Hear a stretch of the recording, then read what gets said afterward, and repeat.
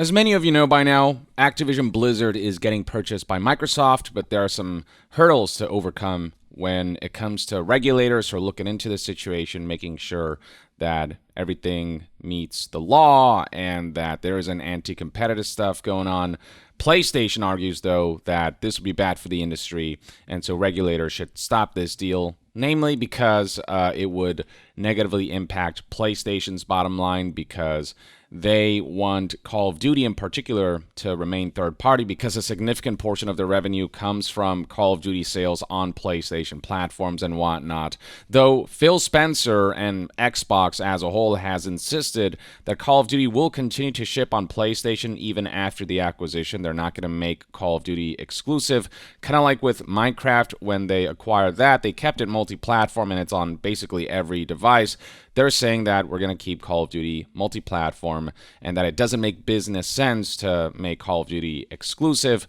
But PlayStation has been fighting Xbox's acquisition. PlayStation will say, oh, it's about protecting the gamers, and that's a narrative that is really egregious. They're essentially trying to use customers as a shield to try to make it all seem like a righteous objective when really it's just about protecting corporate interests. Now, Sony has made some headway in that the FTC has been convinced by some of Sony's arguments, and so they might be filing an antitrust lawsuit, and there might be some more hurdles to overcome. Generally, people believe that Microsoft will ultimately get this Activision deal done, that the lawsuit isn't going to be something that's going to really negatively impact the whole situation too much unless there's some crazy development that happens. But while all of this is unfolding, Sony's arguing that Microsoft's Activision Blizzard deal could hurt developers and lead to price rises in a new response to the UK regulator. It's not just America's FTC that's looking into it. Regulators across the world are kind of making sure that things are in line and that everything is looking appropriate. But yeah, the exact quote that Sony provided was that faced with weaker competition, Microsoft would be able to increase console and game prices for Xbox users, including those that switch from PlayStation, increase the price of Game Pass, and reduce innovation and quality. But many have pointed out how hypocritical that is coming from Sony and PlayStation, given that recently they upped the prices for their PlayStation 5 consoles, whereas on Xbox's front, Xbox Series consoles have remained the same price. If anything, Xbox Series S prices have gone down for the holidays, and Microsoft has committed themselves to not increasing the prices of their console hardware. So people like Paul Tassi here are aptly pointed out how they just raised regional PS5 prices and pushed for $70 games, and they have the balls to say this to regulators, LMAO. That's the thing about Sony and all of this. They've come off incredibly hypocritical and have taken a big hit when it comes to PR. I mean, they're basically saying, oh, this is what Microsoft will do if this deal comes through, except those very same things are what Sony engages in. They insist that Activision Blizzard titles being exclusive to Xbox will hurt gamers, except PlayStation has engaged in plenty of exclusivity deals. I mean, Final Fantasy 16, which is one of the biggest games of one of the biggest IPs, that's going to be exclusive to PlayStation 5, and they have the audacity to talk about how exclusivity hurts gamers when PlayStation's done similar tactics. And now with the whole, oh, they're going to raise prices and stuff, it's like, PlayStation, you just went through a period where you raised prices and made your consoles less accessible and kept pushing for $70 games. At least Microsoft is committing to keeping console hardware prices the same. They've not raised Game Pass prices, and they've continuously committed to ensuring that Call of Duty remains multi-platform, and they've proven in the past with Minecraft that when they say we're going to keep stuff multi-platform, they tend to stick to their word. Now, Microsoft and Xbox have been making moves of their own. Here's Brad Smith, Vice Chair and President at Microsoft, who tweeted, "The FTC blocking our acquisition of Activision Blizzard would make the gaming industry less competitive and gamers worse off. This deal is good for competition, consumers, and thousands of game developers." And he released this Wall Street Journal piece where he discusses his reasons. Look, I'm not going to sit here and act like I have a side to pick in what is essentially a corporate dispute that is ultimately all in the interest of corporations. But I will say that with specifically this particular deal, I do think that Activision Blizzard has been so poorly run by Bobby Kotick, and he's let that whole culture of abuse, misconduct, discrimination, and harassment run so rampantly that a Microsoft acquisition that could pave the road to new leadership, overarching leadership, that could be a good thing for the company and the future of its products for Activision Blizzard. But at the end of the day, both Sony and Microsoft have corporate interests in all this. That's their number one priority. It's not about protecting us. Let's get that thing cleared up. Now, where Xbox really came out swinging against PlayStation was this tweet by Phil Spencer confirming a rather unexpected deal with Nintendo. Microsoft has entered into a 10-year commitment to bring Call of Duty to Nintendo following the merger of Microsoft and Activision Blizzard King. Microsoft is committed to helping bring more games to more people however they choose to play, essentially tripling down on Xbox and Microsoft's commitment that Call of Duty will not be exclusive to Xbox, that they are going to ensure that it's out on as many platforms as possible. In fact, Phil took it a step further by saying that I'm pleased to confirm that Microsoft is also committed to continue to offer Call of Duty on Steam simultaneously to Xbox after we have closed the merger with Activision Blizzard King. Brad Smith echoed Phil Spencer's sentiments by tweeting, "Our acquisition will bring Call of Duty to more gamers and more platforms than ever before. That's good for competition and good for consumers. Thank you, Nintendo, and any day Sony wants to sit down and talk, we'll happily hammer out a 10-year deal for PlayStation as well." Phil Spencer took it a step further by speaking to news outlet Bloomberg in an interview. This is what he said about Sony and their unwillingness to essentially be at the negotiating table. There's been one game industry participant that's really been raising all the objections, and that's Sony. And that's true. Sony is the only company that's been this adamantly negative about the idea of Xbox acquiring Activision Blizzard. Every other company that regulators have spoken to have been okay with this idea. They don't believe this whole situation of Microsoft acquiring Activision Blizzard to be anti-competitive. Phil Spencer continues, and they've been fairly public about the things that don't meet their expectations. From where we sit, it's clear they're spending more time with the regulators than they're with us to try and get this deal done. Beyond that, Valve Corporation's own president, Gabe Newell, spoke out in defense and in support of Microsoft by stating to Kotaku, quote, "We're happy that Microsoft wants to continue using Steam to reach customers with Call of Duty when their Activision acquisition closes. Microsoft has been on Steam for a long time, and we take it as a signal that they're happy with gamers' reception to that and the work we are doing. Our job is to keep building valuable features for not only Microsoft, but all Steam customers and partners. Microsoft offered and even sent us a draft agreement for a long-term Call of Duty commitment, but it wasn't necessary for us because A, we're not believers in requiring any partner to have an agreement that locks them to shipping games on Steam into the distant future, and B, Phil and the games team at Microsoft have always followed through on what they told us they would do, so we just trust their intentions, and C, we think Microsoft has all the motivation they need to be on platforms and devices where Call of Duty customers want to be." So all of this puts Sony and PlayStation in a precarious position. By signing this 10-year deal and by putting out a statement like Gabe Newell did, the narrative is essentially that other companies don't deem this whole deal to be anti-competitive, that they're willing to play ball, that this all seems like it's fair game. And for Valve in particular, they're saying we don't even think we need to sign this deal. And this is both because Gabe Newell doesn't believe in locking anyone to Steam. They just want to give developers all the choice when it comes to that specific platform. And also because Gabe Newell just trusts Microsoft, specifically with how Phil Spencer has been running Xbox and the track record that he's had over the past many years. It just puts Microsoft and Xbox in a much more positive light in the eyes of regulators, keeping Sony isolated as the only one who's crying foul and saying there are dozens of us, essentially. And this is even though Microsoft has come to PlayStation saying, hey, we're not going to take away Call of Duty from PlayStation. You're still going to make money off of our IP, or what could be Microsoft's IP if the Activision Blizzard acquisition goes through. But PlayStation, I guess, they're paranoid that 10 years later, Microsoft could just change their mind. And true, that could happen, but it's no different from PlayStation being able to do what they want with their own IPs in terms of exclusivity. And we've seen how many exclusivity deals they've struck for major, not just first-party IPs, but also third-party IPs.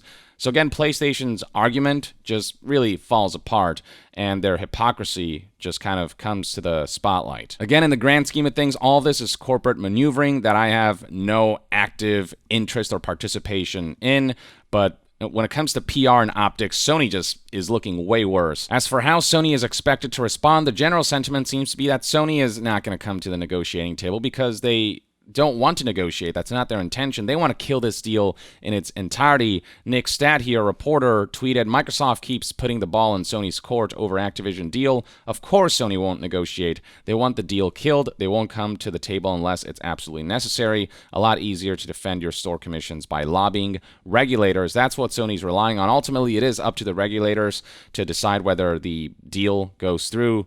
Sony's hoping that they can just kill the deal behind the scenes without really engaging with Microsoft, because Sony is that desperate about keeping Activision Blizzard an autonomous company due to their fears of how this could negatively impact their business if Microsoft suddenly gets an acquisition of all of these IPs, and Call of Duty in particular being the biggest sticking point for Sony and PlayStation, who financially benefit so much from it. Paul Tassi had a similar take to give. Yeah, I don't know what's motivating Sony to play ball here. Either Microsoft loses, which is what they want, or Microsoft wins and they still get Call of Duty on PlayStation anyway, since Microsoft doesn't want to lose that revenue. That's also something that really goes against Sony's argument of, oh my god, who knows, Xbox might pull Call of Duty from PlayStation and that might make things anti-competitive. First of all, PlayStation could come up with their own IP to compete against Call of Duty. That's how competition works. But secondly, it just doesn't make business sense for Microsoft to pull Call of Duty from other platforms. They'd lose money by doing so because Call of Duty is so big and so widespread and so popular and so mainstream that keeping it multi-platform and making it as accessible as possible will make Microsoft and Xbox more money than if they were to make it exclusive. Now, as far as the Nintendo deal is concerned, Stephen Totillo aptly pointed out that there hasn't been a COD on Nintendo consoles for years, and I'm not sure how the Switch could handle recent releases. That's the thing, the 10-year deal doesn't necessarily guarantee that Call of Duty is coming to Nintendo platforms, especially on the Switch because of how aged that hardware has become, but who knows, a Switch Pro might not be too far off, or a Switch 2, whatever you want to call it, and at that point the hardware might be advanced enough for Microsoft and Xbox to bring Call of Duty to Switch, and now that they've signed the deal, it's pretty much set in stone. But Phil Spencer in particular, he insists that, and he's insisted time and again, we want Call of Duty to remain multi-platform, and I believe him because it makes both business sense and because in terms of PR and optics, it's seen as something positive among the community. There are others who believe that this move was a coup de grace on the part of Microsoft. It put Sony in a very awkward position, rebuffed CMA and Sony's stupid argument that Nintendo doesn't compete with them, etc. Without a question, this whole stunt is very much that, a PR stunt. It is very much about the publicity aspect of things for Microsoft. But, I mean, it's a good move. It's a good strategy to force Sony's and regulators' hands like this. It does make an argument for them, and while I don't know if this is going to affect the disposition of the FTC and other regulators, it certainly does make for a rather large swing against Sony's own arguments. Now, on the other end of the spectrum, there are those insisting that Microsoft's acquisition of Activision Blizzard is actually a bad thing. Here's Anthony Vaccaro, who is a developer at Naughty Dog, but he had this take to give. Seems like the PR campaign to appease regulators is in full swing. I mean, the same could be said about Sony. That's all they've been doing, essentially lobbying to regulators. This is so bad for gaming as a whole. Microsoft to just use its massive fortune to buy up any studio it pleases to eventually smother the competition is terrible. 10 years is nothing when you own IPs forever. I think there's an argument to be made about the consolidation of game studios and companies and how big fish are gobbling up little fish, and eventually, yeah, it seems like a lot of game companies will be under the control of a select few, and I don't necessarily like that future, but there are certain acquisitions that do make more sense than others, and again, with specifically Activision Blizzard, for me, because of how poorly that whole entity has been run by Bobby Kotick, I welcome the prospect of new leadership through this acquisition. And Phil Spencer generally has been consumer-friendly, relatively. He's proven himself to kind of actually take into consideration the consumer aspect of things.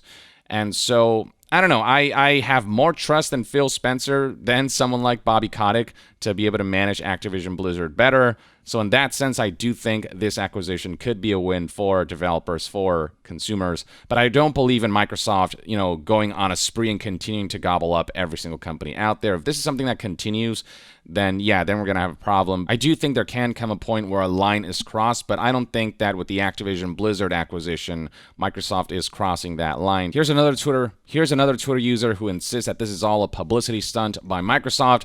I don't necessarily disagree. It's essentially a battle of publicity stunts until regulators can make up their mind about whether this deal is going to go through. Nintendo Prime here tweeted, "Oh, it's totally a move to get the deal done, but the contracts with Nintendo and Steam are very real. Indeed, the commitment that Phil Spencer has made when it comes to Call of Duty and how it is intended to remain multi-platform, all of that does seem very real. The deal is very real, and that further highlights that not only is this like a verbal contract, but it is straight up contract that exists with companies like Nintendo and Steam. So Xbox is clearly willing to play ball. Something being a publicity stunt doesn't always mean that the intentions behind it aren't real. With Microsoft, I do get the sense that their commitment to keep Call of Duty multi-platform is real. We have seen it with Minecraft, and with Phil Spencer, he has enough of a positive track record where I do believe that his intentions to keep Call of Duty as accessible on as many platforms as possible are genuine. But I suppose only time will tell how all of this will play out, what regulators think about all of this,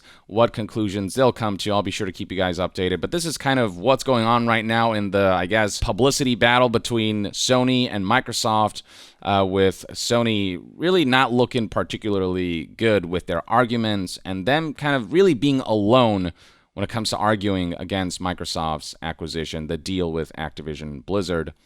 And it really does feel like corporate maneuvering for Sony more than anything. There's nothing genuine about what Sony has said in their arguments, especially the stuff about protecting us, the consumers, the customers, the gamers. That's just such a huge and insulting farce that they're using us as a shield for their corporate bullshit. That part really, I think, is egregious.